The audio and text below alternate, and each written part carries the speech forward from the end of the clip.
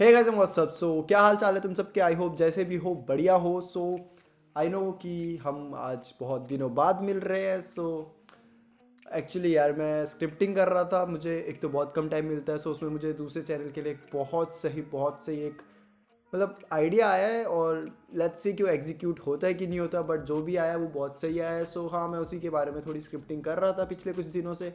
और आप भी मुझे उस चैनल पे फॉलो कर सकते हैं, मतलब सब्सक्राइब कर सकते हैं इफ़ यू वांट टू। सो आज हम वापस आ चुके हैं अपनी न्यू वीडियो के साथ, और आज का टॉपिक है द डार्क साइड ऑफ के pop. Okay, so will start this video with a question. Suppose आपको एक चांस मिलता है, या तो आप के पॉप आइडल बन सकते हो या फिर बॉलीवुड आर्टिस्ट। अब इनमें से आप क्या चुनोगे, के पॉप आइडल या बॉलीवुड आर्टिस्ट?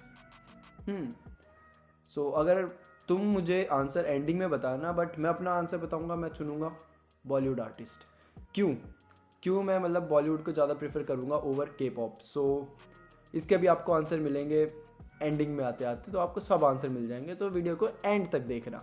सो सबसे पहले मैं आपको ये बताना चाहता हूँ कि के पॉप वर्ल्ड में जो आइडल्स होते हैं या फिर जो ट्रेनीज होते हैं ना, उनको एक प्रोडक्ट समझा जाता है, एक पैसे बनाने का जरिया। अब वो कैसे और क्यों? So basically there are 3 major companies जो कि पूरे के पॉप वर्ल्ड को रन करती है। मतलब छोटी मोटी कंपनीज और भी बहुत सारी है, बट जो 3 मेन कंपनीज है, के पॉप आइडल्स मोस्टली वहीं से आते हैं, के पॉप ग्रुप्स मोस्टली वहीं से आते हैं, बट इन 3 कंपनीज का जो इम्पैक्ट है वो बहुत ज़्यादा है, मतलब बहुत ज़्यादा है। JYP एंटरटेनमेंट, YG एंटरटेनमेंट और SM एंटरटेनमेंट। सो जो के पॉप के मोस्टली ग्रुप्स होते हैं, आइडल्स होते हैं, वो इन्हीं 3 कंपनीज से आते हैं। और इन कंपनीज का जो प्रोसीजर है वो बहुत सिंपल है। सो सबसे पहले ये क्या करते हैं, जो 12-13 साल के बच्चे होते हैं 10 साल के कॉन्ट्रैक्ट दे देते हैं और उन्हें साइन कर लेते हैं अपने अंडर। ऑब्वियसली अगर वो कैपेबल होंगे तो उन्हें साइन कर देंगे। वो देखेंगे उनकी क्या कैपेबिलिटी है, वो फ्यूचर में उन पर इन्वेस्ट कर सकते हैं कि नहीं कर सकते, वो सब देखने के बाद वो उन्हें साइन कर देते हैं। मतलब अगर आप 12-13 साल के हो, आपको डांस अच्छा आता है, गाना अच्छा आता है, एक्टिंग अच्छी आती है, कुछ भी नहीं आता, तो अगर आपके लुक्स ही अच्छे हैं, यस, अगर आपके लुक्स अच्छे हैं तो आपको साइन कर लेंगे, 10 साल का कॉन्ट्रैक्ट दे देंगे और अपने अंडर ले लेंगे। फिर वो आपको ग्रूम करेंगे, आपको ट्रेन करेंगे, तो आप कहलाओगे ट्रेनी।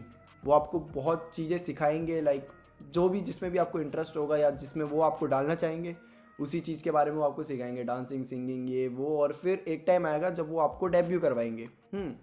सिंपल। आपको के पॉप आइडल्स बनना है, तो 12-13 साल के अगर तुम हो तो फिर अप्रोच करो इन बड़ी बड़ी कंपनीज के पास, उनके ट्रेनीज बन जाओ और फिर तुम डेब्यू कर दोगे, राइट?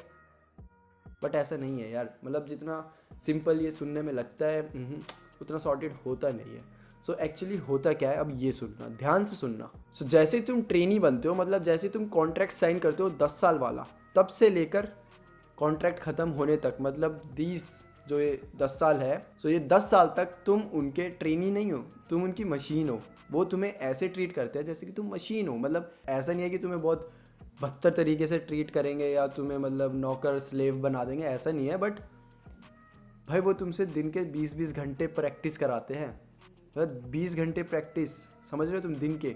और ये हम नहीं बोल रहे भाई, बहुत सारे के पॉप आइडल है जो कि ये सब रिवील कर चुके हैं। और क्यों नहीं कराएंगे भाई, तुम बताओ। तुम जैसे एक ट्रेनी नहीं लिया उन्होंने लिए तुम जैसे 200 ट्रेनीज। सो तुम में से 200 ट्रेनीज लिए हुए हैं, जिनमें सिर्फ 5 या 7 लोगों का ग्रुप बनेगा। तो 200 ट्रेनीज में से 5 या 7 बंदे फाइनल होंगे, तो ऑब्वियसली भाई वहाँ पे तुम सबको हार्डवर्क करना पड़ेगा। चलो ठीक है, हार्डवर्क ठीक है यार। अगर हम यहाँ पे भी क्रिकेट की टीम में जाएंगे तो हमें भी पता होता है कि एंडिंग में कुछ ही लोग होते हैं जो कि सिलेक्ट होते हैं, तो सब प्रैक्टिस करते हैं, ठीक है भाई, 20 घंटे प्रैक्टिस करा दी। बट 20 घंटे के बाद वो तुम्हें खाना पता है कितना देते हैं? एक टाइम का, मतलब 1 टाइम मील्स पर डे। ये तुम्हारी डाइट होती है, क्योंकि तुम मोटे नहीं लगने चाहिए, तुम स्किनी लगने चाहिए, तुम पतले लगने चाहिए, तुम ज़्यादा चबी नहीं लगने चाहिए। मतलब ये सारी चीज़ें तुम्हारे माइंड में बचपन से डाल दी जाती है जब तुम ट्रेनिंग कर रहे होते हो कि कुछ भी हो जाए, बट जो तुम्हारी सबसे ज़्यादा इंपॉर्टेंट चीज़ होगी वो होगी तुम्हारे लुक्स। ट्रुथ, कड़वा सच। के पॉप में अगर तुम कोई भी आइडल देखोगे भाई, वो स्मार्ट होगा, वो सुंदर होगी, क्योंकि के पॉप वर्ल्ड में, या फिर समझ लो, या फिर कोरियन इंडस्ट्री में लुक्स बहुत मैटर करते हैं, हद से ज़्यादा मैटर करते हैं। शायद इसलिए वहाँ की जो सर्जरी रेट है वो बहुत ज़्यादा है as compare to other countries. वहाँ पे बहुत सर्जरी कराई जाती है और बहुत आम बात है वहाँ पे सर्जरी कराना, क्योंकि वहाँ लुक्स बहुत मैटर करते हैं। सो जस्ट तुम अच्छे देखो, इसलिए वो तुम्हें दिन में एक बार डाइट देते हैं, एक टाइम की डाइट, और तुम 20 घंटे प्रैक्टिस भी कर रहे हो। I mean this is so hard. Like भाई मैं पतला हूँ, बट 3 बार तो मैं भी खा लेता हूँ, मुझे भी भूख लग जाती है। सो आई डोंट नो मतलब कि कोई 20 घंटे प्रैक्टिस करके एक बार की डाइट कैसे खा सकता है, आई डोंट नो। और चलो मान लो तुमने एक बार के लिए मान लो ये सब कर लिया, जो कि ऑब्वियसली जितने भी के पॉप आर्टिस्ट है वो करते हैं, ठीक है। तुमने भाई बहुत सारी मेहनत करी, तुमने बहुत कम खाना खाया, तुम एकदम अच्छे दिखने लग गए, तुम गाने लग गए, नाचने लग गए, सब कर लिया तुमने, बेस्ट है, तुमने डेब्यू कर लिया। तो डेब्यू करते वक्त तुमसे एक और कॉन्ट्रैक्ट साइन कराया जाएगा, जो कि कंपनी के हिसाब से होता है, कोई 7 साल का 8 साल का, मतलब मुझे नहीं पता कि कितने साल का होता है। तो तुमसे एक और कॉन्ट्रैक्ट साइन कराया जाता है जिसमें फिर से you have to do whatever your company wants you to do. So और मतलब भाई ये चीज़ मुझे अच्छी नहीं लगती, मतलब सीरियसली आइडल्स को ना इतना ज़्यादा वो रिस्ट्रिक्ट कर दिया होता है चीज़ों से। लाइक तुम डेट नहीं कर सकते, तुम घर वालों से नहीं मिल सकते, जब तक कंपनी तुम्हें परमिशन नहीं देगी तब तक तुम घर वालों से नहीं मिल सकते।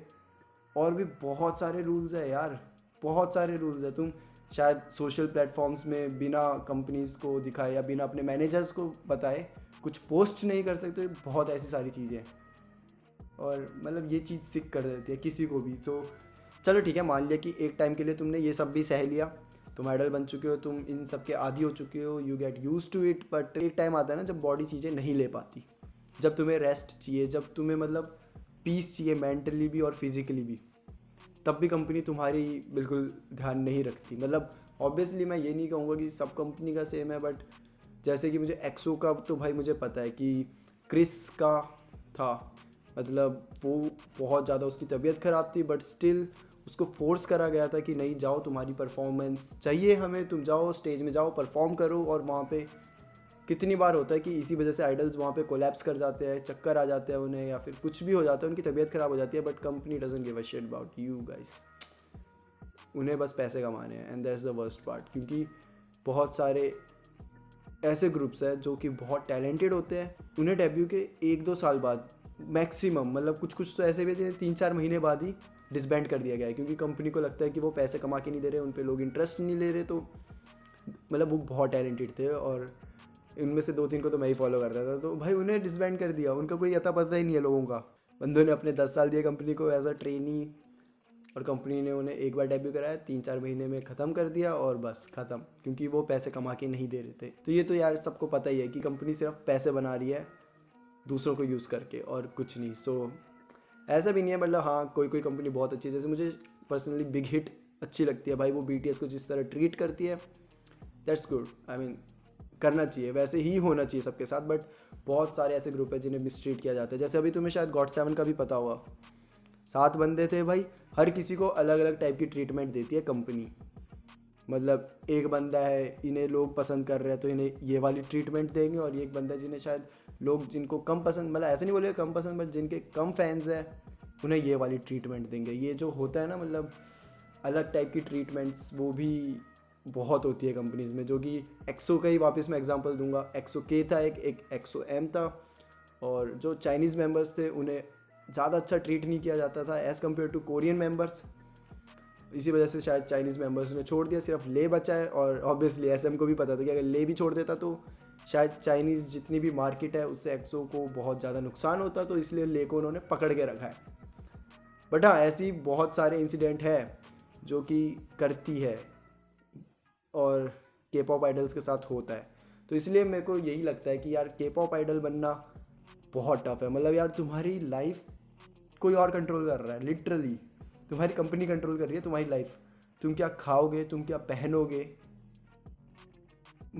हर चीज़ कंपनी डिसाइड करेगी। तुम किसे डेट करोगे, किसे नहीं करोगे, क्या पोस्ट करोगे, हर चीज़ कंपनी डिसाइड कर रही है। और मुझे पर्सनली ऐसी लाइफ भाई नहीं चाहिए।